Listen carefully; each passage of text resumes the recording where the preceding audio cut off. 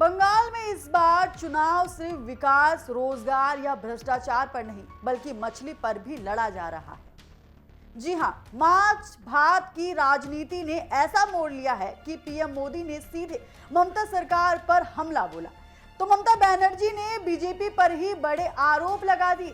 सवाल ये है, क्या सच में बंगाल में मछली की कमी है या ये सिर्फ वोट बैंक की राजनीति है?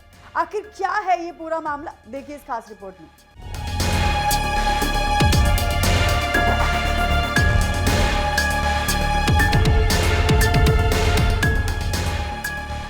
बंगाल चुनाव में अब मछली सबसे बड़ा मुद्दा बनती जा रही है। प्रधानमंत्री नरेंद्र मोदी के चुनावी रैली में ममता बनर्जी सरकार पर बड़ा हमला बोला है। प्रधानमंत्री मोदी का आरोप है कि बंगाल मछली उत्पादन में आत्मनिर्भर नहीं है, राज्य को अपनी जरूरत के लिए बाहर से मछली मंगानी पड़ती है। 15 साल की सरकार में भी टीएमसी इस बुनियादी जरूरत को पूरा नहीं कर पाई।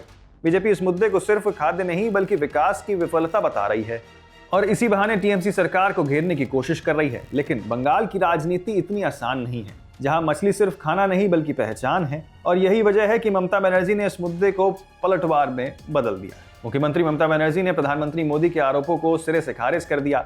ममता का दावा है कि बंगाल अब 80% से ज्यादा मछली खुद पैदा करता है। पहले बाहर से मछली आती थी, लेकिन अब हालात बदल चुके हैं। बीजेपी झूठ फैला रही है।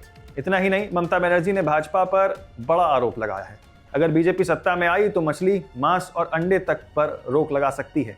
यानी चुनाव अब खाने की आजादी बनाम विकास की बहस में बदल चुका है। तो एक तरफ मोदी का विकास मॉडल, दूसरी तरफ ममता का संस्कृति और खान पान का कार्ड। लेकिन असली सवाल अभी भी वही। अगर आंकड़ों की बात करें तो बंगाल देश का दूसरा सबसे बड़ा मछली उत्पादक राज्य है, लेकिन साथ ही मांग ज्यादा होने के कारण कुछ मात्रा में मछली बाहर से भी आती है। यानी दोनों दावों में आंशिक सच्चाई है।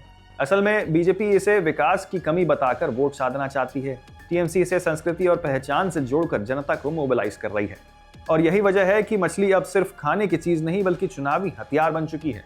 तो बंगाल में चुनाव अब मछली बनाम मुद्दे में बदल चुका है, जहां एक तरफ विकास की बात हो रही है तो दूसरी तरफ पहचान और खाने की आजादी की। अब देखना ये होगा, क्या मछली का ये मुद्दा वोटों में तब्दील होगा या जनता असली मुद्दे पर फैसला लेगी।